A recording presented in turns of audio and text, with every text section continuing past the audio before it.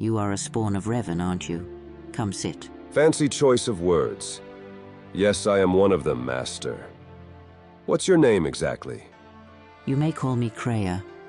An intelligence operative is the last thing I'd expect of his descendants, but no matter. Yeah, I have nothing of what you have, so I have to make do of what I have. And this is it. Is that how you would view your circumstance, young one?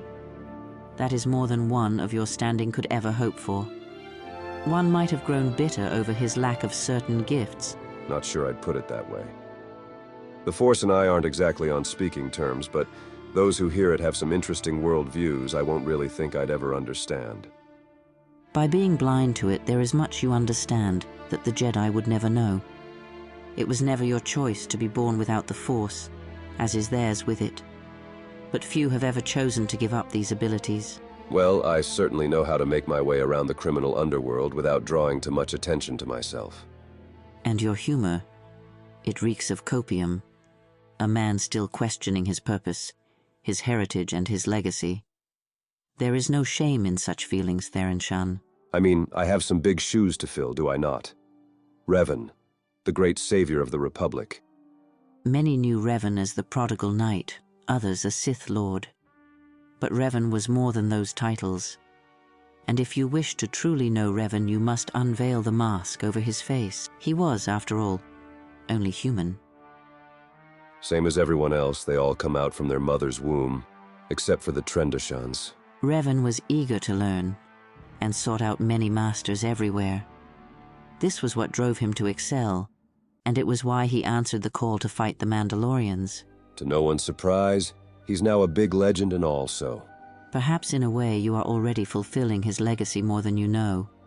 In a different way, in your own way, without any masters telling what rules to follow, or what the Force has to say in any circumstance. Now that you put it that way, I guess it isn't so bad after all. You have many more years to life that should not go to waste.